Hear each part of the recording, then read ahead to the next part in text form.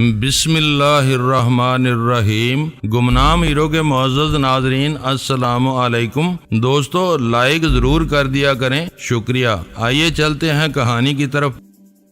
مجھے تو اس وقت بھی یہ محسوس ہو رہا ہے جیسے ہم کسی آتش فشاں کے دہانے پر بیٹھے ہوں۔ کھٹومل کا معاملہ میری نگاہوں میں کھٹک رہا ہے۔ پتہ نہیں اول خان کے آدمی کہاں جوک مارتے پھر رہے ہیں۔ 5:15 بجے تک اول خان کی طرف سے فون نہیں آیا، لیکن وہ خود آ پہنچا اور میرے اعصاب پر بڑھتا ہوا دباؤ بڑی حد تک کم ہو گیا۔ ہمیں اس سے کوئی سوال کرنے کی ضرورت پیش نہیں آئی۔ اس نے ہمارے چہروں سے اندازہ لگا لیا کہ انتظار کی شدت سے ہمارے اعصاب چٹک رہے تھے۔ کھٹومل کی طرف سے کسی قسم کا فوری خطرہ درپیش نہیں ہے۔ اس نے بتایا وہ اپنے گھر میں موجود ہے اور اس کے مکان کے لان پر ایک پرتکلف ضیافت کا اہتمام ہو رہا ہے، جس میں موسیقی کے پروگرام کے بعد یا شاید وقفے میں طعام کا بندوبست بھی شامل ہے۔ میں نے ویرا کی طرف دیکھا، اس کی آنکھوں میں اطمینان کی جھلکیاں نظر آئیں۔ اگر کھٹومل اس رات کسی بڑی محفل راگو رنگ کی میزبانی میں مصروف تھا تو ہم چین کی نیند سو سکتے تھے۔ یہ واقعی اہم اطلاع ہے۔ ویرا اول خان سے کہہ رہی تھی اس کے گھر میں کوئی تقریب ہو رہی ہے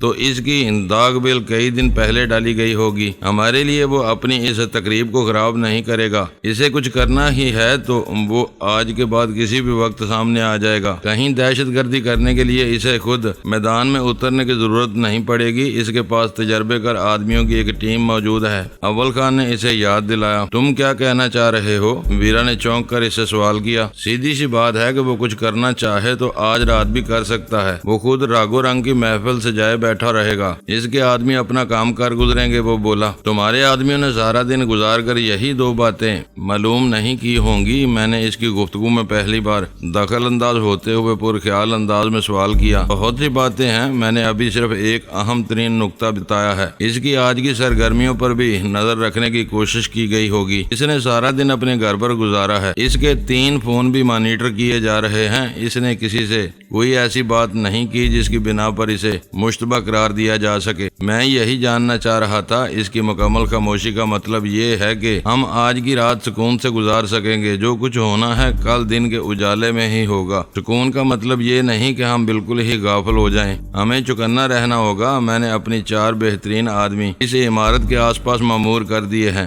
ان کی نظروں سے بچ کر کوئی بھی مشکوک آدمی تمہارے فلیٹ تک نہیں پہنچ سکے گا۔ ایسی نگرانی کسی مکان کے لیے مؤثر ثابت ہو سکتی ہے۔ ان کثیر المنزلہ فلیٹوں میں آنے والے ہر شخص پر نظر رکھنا آسان کام نہیں ہے۔ کوئی بھی کہیں سے اندر آ سکتا ہے۔ ویرا بولی، آنے والے صرف اسی صورت میں چور راستہ اختیار کریں گے جب انہیں یہ معلوم ہو کہ یہاں نگرانی کا کوئی سخت بندوبست کیا گیا ہے۔ عام راستے سے آنے والے مکین کو چوکیدار پہچانتے ہیں۔ ملاقاتیوں کو اوپر آنے کی اجازت دینے سے پہلے متعلقہ مہمان سے چوکیدار انٹرکام پر تصدیق کرتا ہے۔ اس کے بعد ہی کوئی نیا آدمی لفٹ یا زینے کا رخ کر سکتا ہے۔ اول خان نے اسے بتایا۔ پھر روک تھام ہو سکتی ہے۔ ویرا مطمئن ہو گئی۔ شہر کی پرانی عمارتوں میں تو میں نے یہ دیکھا ہے کہ جس کا دل چاہے وہ عمارت میں گھس جاتا ہے۔ شہر میں بڑھتی ہوئی دہشت گردی اور عدم تحفظ کے احساس کی وجہ سے بہت سے متوول لوگوں نے اپنے الگ تھلگ مکانوں کو چھوڑ کر نئے فلیٹوں میں سکونت اختیار کرنی شروع کر دی ہے، جہاں انہیں یقین ہوتا ہے کہ وہ بے فکری سے پاؤں پسار کر سو سکیں گے۔ اول خان نے درد مندی سے کہا، کیسے دکھ کی بات ہے کہ آج یہاں لوگ خود کو اپنے گھروں میں بھی محفوظ تصور نہیں کرتے۔ یہ مسائل ہر بڑے شہر میں تیزی سے ابھر رہے ہیں۔ ویرا شاید کھٹومل اور اس کے گنڈوں کی طرف سے مطمئن ہو چکی تھی، اس لیے پوری یکسوئی سے اس سنگین عمرانی مسئلے پر تبادلہ خیال میں مصروف ہو گئی۔ جدید حفاظتی انتظامات کے باوجود فلیٹوں میں بھی وارداتیں ہوتی ہی رہتی ہیں، لیکن ان کا تناسب خاصا کم ہے۔ شاید اسی لیے ہم یہاں موجود ہیں۔ یہ رموز و نکات ان لوگوں کے لیے چھوڑ دو جو ان مسائل کے حل کے ذمہ دار ہیں۔ میں نے چبھتے ہوئے لہجے میں ویرا کو مشورہ دیا، اس وقت یہ دیکھو کہ ہمارے مسائل کیا ہیں۔ کم از کم آج کی رات کوئی مسئلہ سامنے آنے کی امید نہیں ہے۔ میں اس کی بات کاٹ کر اول خان کی طرف متوجہ ہو گیا۔ تم کھٹومل کے بارے میں مزید کچھ معلومات کا ذکر کر رہے تھے، ذرا ان پر بھی بات ہو جائے۔ کھٹومل بھی بیشتر جاگیرداروں سے مختلف نہیں ہے۔ اس نے گنڈوں کی فوج پالی ہوئی ہے۔ اہم ترین بات یہ ہے کہ ان گنڈوں میں وہ لوگ بھی شامل ہیں جو منشیات فروشی کے حوالے سے بدنام ماضی رکھتے ہیں اور آج بھی مشتبہ سرگرمیوں میں مصروف ہیں۔ اس کی پشاور آمد و رفت کے بارے میں معلوم ہوتے ہی میں کھٹکا تھا۔ آزاد سرحدی پٹی پٹی میں ہیروئن کے چھوٹے بڑے سودے کرنے والوں کا پہلا پڑاؤ پشاور ہی ہوتا ہے۔ اس کے باوجود کھٹمل کا ریکارڈ بالکل بے داغ ہے۔ اول خان نے زور دے کر کہا، آج تک اس کا کوئی آدمی کسی چکر میں گرفتار نہیں ہوا، وہ ہر کام خاموشی سے کر گزرتا ہے۔ جب ولی جان اور شنکر رائے جیسے بے ضمیر افسر کسی مجرم کے زر خرید غلام بن جائیں تو کوئی اسے انگلی بھی نہیں لگا سکتا۔ ویرا نے تلخ لہجے میں تبصرہ کیا، تیسری دنیا کی سب سے بڑی بدقسمتی یہی ہے کہ جواب دہی کے تصور سے آری افسر شاہی کو ہر ملک میں مان مانی کرنے کی پوری آزادی ہے۔ اس کے باوجود ان کی صفوں میں اول خان جیسے ایماندار اور بے لوث لوگ موجود ہیں۔ یہ ہر شخص کے اپنے ضمیر اور اپنے اصول کا معاملہ ہوتا ہے۔ اول خان چاہے تو اسے کون بدعنوانیوں سے روک سکے گا؟ ایس ڈی ایف کے شانے پر آیا ہوا ہر شخص فراخ دلی سے اپنی تجوریوں کے منہ کھولنے کی پیشکش ضرور کرتا ہوگا۔ اول خان کی توہین نہ کرو، سلطان شاہ نے گفتگو میں شریک ہوتے ہوئے تادیب کی۔ وہ افسر ہے اور نہ افسر شاہی سے کوئی تعلق رکھتا ہے۔ ایس ٹی ایف والے تو مجھے کسی الگ تھلگ اور انوکھی برادری کے فرزند معلوم ہوتے ہیں۔ یہ ٹھیک کہہ رہا ہے، اول خان بے اختیار ہنس پڑا۔ ہمیں خود نہیں معلوم کہ ہمارا کس کھاتے میں شمار ہوتا ہے۔ ہم اپنے کام سے کام رکھتے ہیں اور وقت پر ہمیں تنخواہیں مل جاتی ہیں۔ کاغذوں کو دیکھو تو ان پر ہمارا کوئی سراغ نہیں ملتا۔ اپنی سرگرمیوں کی وجہ سے پچھلے چند برسوں میں تمہاری فورس کی رازداری مجروح ہوئی ہے۔ پاکستان میں شاید کم لوگوں کو تمہارے بارے میں علم ہوگا، لیکن ہر دشمن یہ جاننے لگا ہے کہ ادھر کا رخ کرتے ہی اسے سب سے پہلے تمہاری فورس سے تصادم مول لینا پڑے گا۔ ایک ادارے کے طور پر فورس کی یہی شہرت ہے۔ اس نے اعتراف کیا، مجھے یہ تسلیم کرنے میں کوئی عار نہیں کہ فورس کی کارکردگی کا شوہرہ صرف میرے یونٹ کی کامیابیوں کی وجہ سے ہوا ہے۔ یہ کامیابیاں میں نے اسی وقت حاصل کرنی شروع کی جب ڈینی نے ہمارا رخ کیا۔ ہماری بیشتر مہمات میں سے ڈینی کی کامیابی حذف کر دی جائے تو ہم بہت پیچھے نظر آئیں گے۔ میرا نہیں، سب کا نام لو۔ میں نے اس کی توثیق کی۔ ان کامیابیوں میں ہم پانچوں ایک دوسرے کے شانہ بشانہ رہے ہیں۔ غزالہ کا کردار محدود رہا ہے، لیکن وقت پڑنے پر اس نے بھی کمال کی کارکردگی کا مظاہرہ کیا ہے۔ صرف میرا نام لے کر تم سب کی حق تلفی کر رہے ہو۔ دراصل تمہارا نام ہی اس پوری ٹیم کی شناخت بنا ہوا ہے۔ کوئی بھی جب تمہاری بات کرتا ہے تو اس کے ذہن میں تمہارا اور تمہارے گروہ کا تصور ہوتا ہے۔ کوئی یہ سوچ بھی نہیں سکتا کہ تم دو عورتوں اور صرف ایک مرد کے ساتھ یہ کامیابیاں حاصل کرتے ہو۔ ہماری کامیابی کی بنیادی وجہ بھی شاید یہی ہے کہ ہم گنتی کے چند افراد ہیں جو ایک ہی طرح سوچتے ہیں۔ یہ تعداد زیادہ ہوتی تو مسائل بڑھ سکتے تھے۔ اول خان کے جواب میں سلطان شاہ نے ہلکے سے فخر کے ساتھ کہا، ہم میں سے ہر ایک ڈینی کو اپنا بڑا تسلیم کرتا ہے۔ تم سب ڈینی کے ڈھول پیٹتے رہو، میں اسے نہیں مانتی۔ وہ گفتگو باقی ستائش سے کچھ تجاوز کر گئی تھی۔ اس پر ویرا کا بھڑکنا قدرتی امر تھا۔ وہ کہہ رہی تھی، ڈینی بھی فاش غلطیاں کرتا رہا ہے اور ہم نے اس کی توثیق کی ہے۔ کامیابی کا سبب صرف اتنا ہے کہ ڈینی انا کے چکر میں پڑے بغیر ہر معقول مشورہ مان لیتا ہے۔ ایسا نہ ہوتا تو یہ اپنی پیش بینی کی تمام تر صلاحیتوں کے باوجود کئی بار مار کھا چکا ہوتا۔ میں تم سے پوری طرح متفق ہوں، میں نے اسے یقین دلایا۔ اب یہ ذکر ختم ہو جانا چاہیے۔ ایسا نہ ہو کہ کھٹمل کے خلاف صاف آرا ہونے تک ہمارے درمیان اختلاف کی دراڑیں پڑ چکی ہوں۔ کھلے دل سے بات کرنے کی اجازت اور سننے کا حوصلہ ہو تو کبھی اختلاف رونما نہیں ہوتے۔ اول خان نے ہلکی سی انگڑائی لے کر کہا، آج کا دن میں نے کافی مصروف گزارا ہے، اب میں چلتا ہوں۔ اسی وقت غزالہ اس کے لیے اور ہمارے لیے چائے کی ٹرے سنبھالے آ موجود ہوئی۔ میں چائے نہیں پیوں گی، ویرا مسکراتے ہوئے اٹھ کھڑی ہوئی۔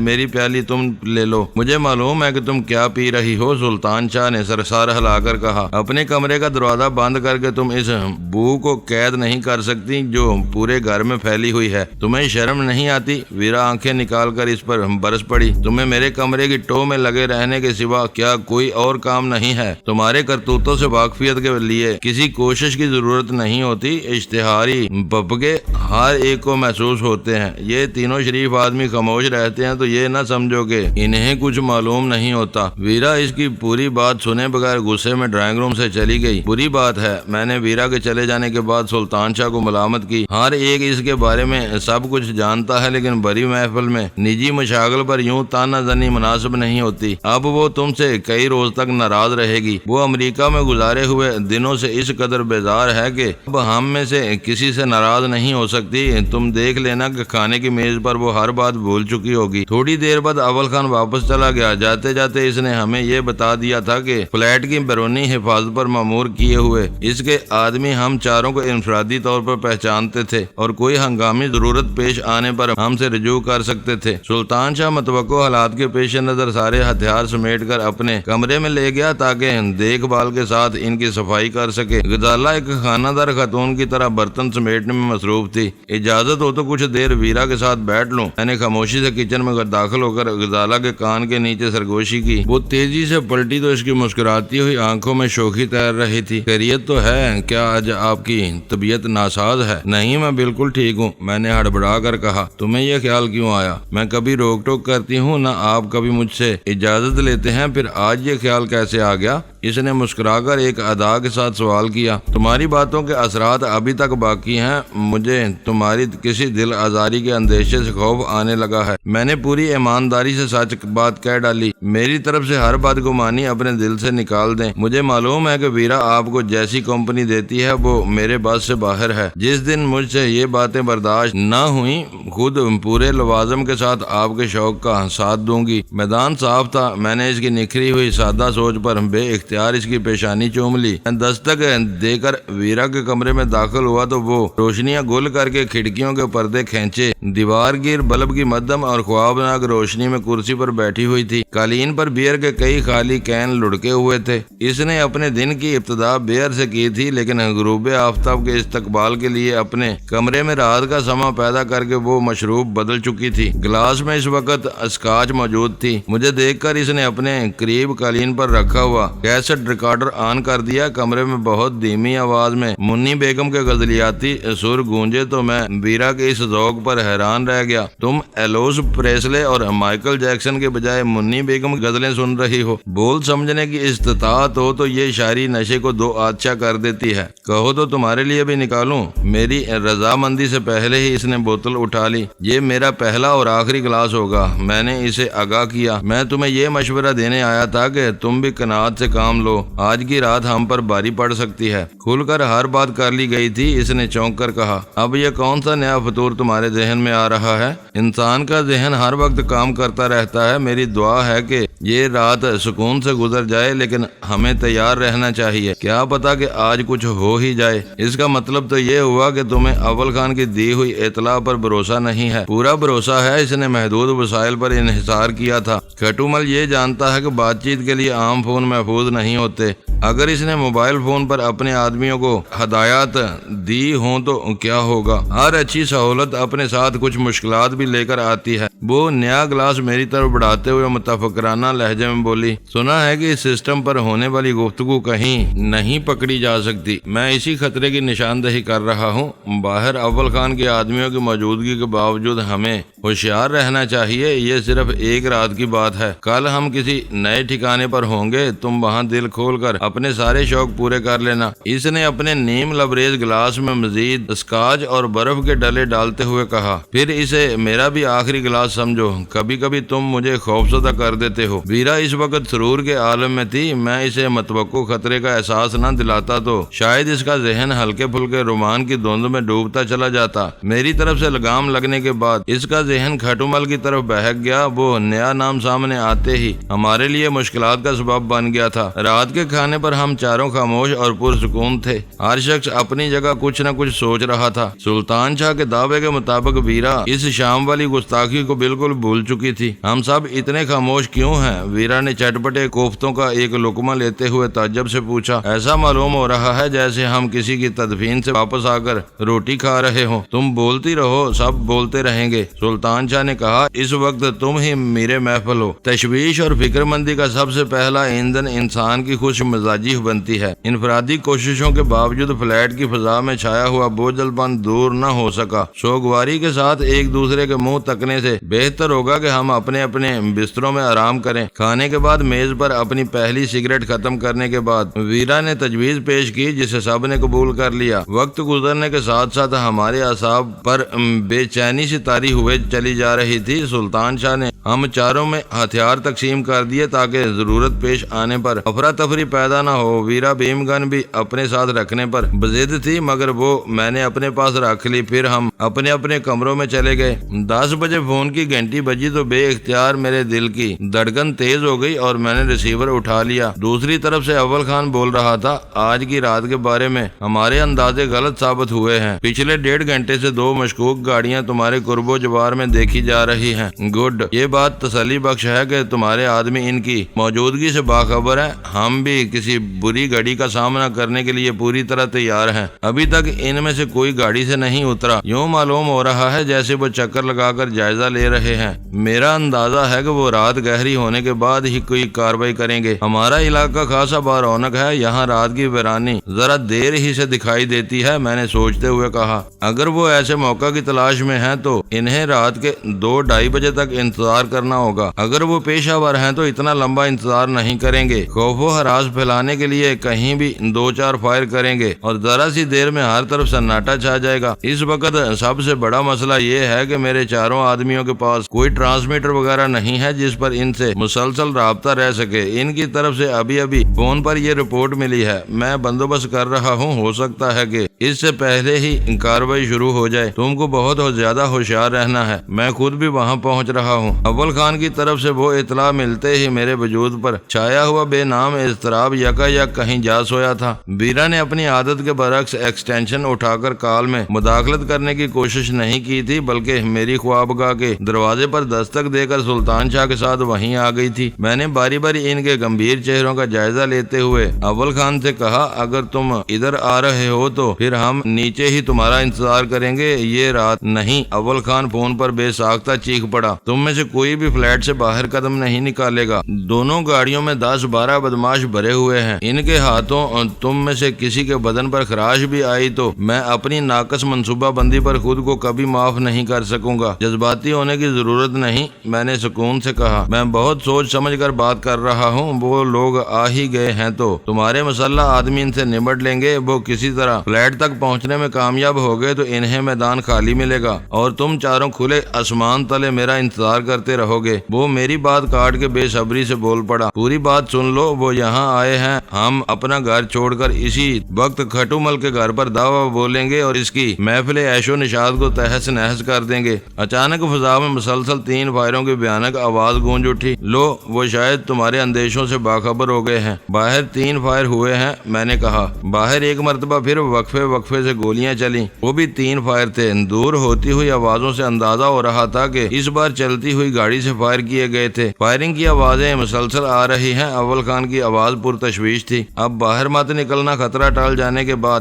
میں خود کسی نہ کسی طرح تم سے رابطہ کروں گا۔ احمقانہ باتیں مت کرو، میں نے بگڑ کر کہا۔ ہم میں سے کوئی بھی دودھ پیتا بچہ نہیں ہے، بڑھ کر انہیں منہ توڑ جواب دینا ضروری ہو گیا ہے۔ ابھی وہ شاید صرف خوف و ہراس پھیلا رہے ہیں تاکہ ان کی کارروائی کے لیے میدان صاف ہو سکے۔ ہم ان کے لوٹنے سے پہلے کھٹومل کی طرف نکلنے میں کامیاب ہو گئے تو وہاں افراتفری پھیلائیں گے۔ یہاں پھنس گئے تو تمہارے آدمیوں کے ساتھ مل کر انہیں مزہ چکھا دیں گے۔ تمہارے سر پر خون سوار ہو جاتا ہے تو تم کسی کی نہیں سنتے۔ اول خان کی آواز میں غصے اور بے بسی کا امتزاج تھا۔ کھٹومل کے گھر ایک بڑا اجتماع ہے، وہاں کوئی گڑبڑ ہوئی تو بگدڑ میں بہت سے بے گناہ بھی روندے جائیں گے، وہ خود تمہارے ہاتھ نہیں آ سکے گا۔ اس غدار سے میل جول رکھنے اور اس کی محفلیں سجانے والے ایک مرتبہ روندے گئے تو دوبارہ اس کے گھر کا رخ نہیں کریں گے۔ مجھے ان سے ذرا بھی ہمدردی نہیں ہے۔ میرے سر پر کسی قسم کا خون یا جنون سوار نہیں ہوا، میں بالکل نارمل ہوں۔ باتوں میں وقت ضائع کرنے کی بجائے اب تم بھی نکل آؤ۔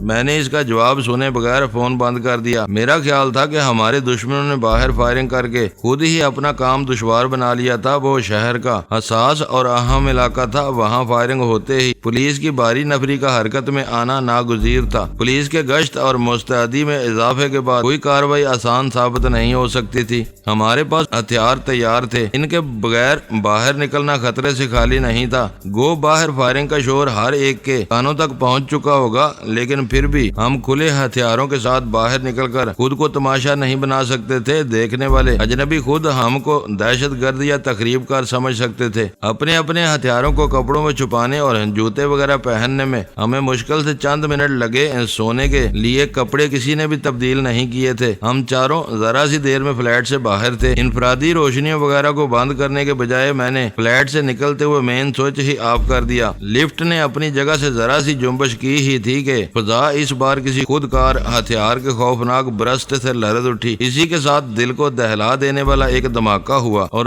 ہر سو تاریکی پھیلنے کے ساتھ ہی لفٹ جہاں تھی وہیں رک گئی۔ ہمارے دشمنوں نے انتظار کا خطرہ مول لیے بغیر بہت تیزی دکھائی تھی اور برسٹ مار کر شاید اس ٹرانسفارمر کو اڑا دیا تھا جس سے ہماری بلڈنگ کو بجلی فراہم کی جاتی تھی۔ دشمن کھلی فضا میں آزادی سے دندناتے اور اپنی من مانیاں کرتے پھر رہے تھے۔ ہم بجلی کے تعطل کی وجہ سے درمیان میں پھنسی ہوئی لفٹ میں قید ہو گئے تھے۔ ہم نے کراچی کے حالات کے حد سے زیادہ بڑھتے ہوئے دباؤ اور مہلک خطرات کے پیش نظر اپنے پرانے ٹھکانے کو فوری طور پر خیر بات کہنے کا فیصلہ کیا تھا۔ ان دنوں شہر کے حالات اتنے خراب نہیں تھے، لیکن ہم لوگوں کی سلامتی کو دشمنوں کی طرف سے بھیانک خطرہ لاحق ہو گیا تھا۔ اس صورتحال میں ہمارے لیے پسند اور ناپسند کی بہت زیادہ آزادی میسر نہیں تھی۔ سارا زور صرف اپنے تحفظ پر تھا۔ ایسی مجبوری کے عالم میں نادرہ گنی کا وہ سجا سجایا اور کشادہ فلیٹ ہمیں ایک غیر مترقبہ نعمت سے کم نہیں نظر آیا تھا۔ نادرہ کھلے دل اور اچھے ذوق کی مالک ایک پرکشش خاتون تھی۔ اس سے معاملہ طے کرتے ہوئے میں نے ایک لمحے کے لیے بھی یہ نہیں سوچا تھا کہ اس عمارت میں بجلی کی فراہمی میں کوئی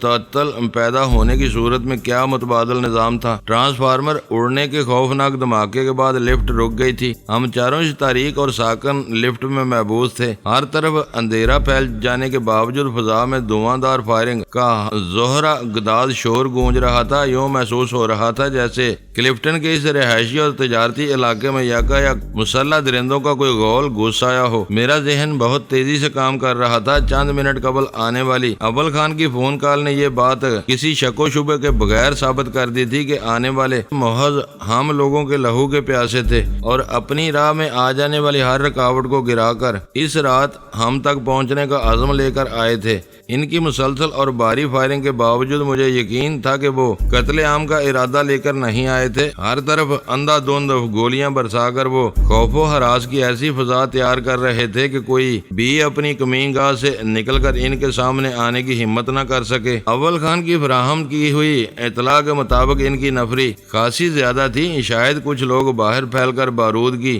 حفاظتی چھتری فراہم کر رہے تھے اور چند افراد کی ٹولی اس بالادستی کا فائدہ اٹھا کر ہماری تلاش میں عمارت میں داخل ہونے والی تھی۔ دوستو ویڈیو کو لائک ضرور کر دیا کریں۔ ISI پاک آرمی زندہ باد، پاکستان پائندہ باد۔ معزز ناظرین اپنا خیال رکھیے گا اور اپنے اس چینل کا بھی شکریہ۔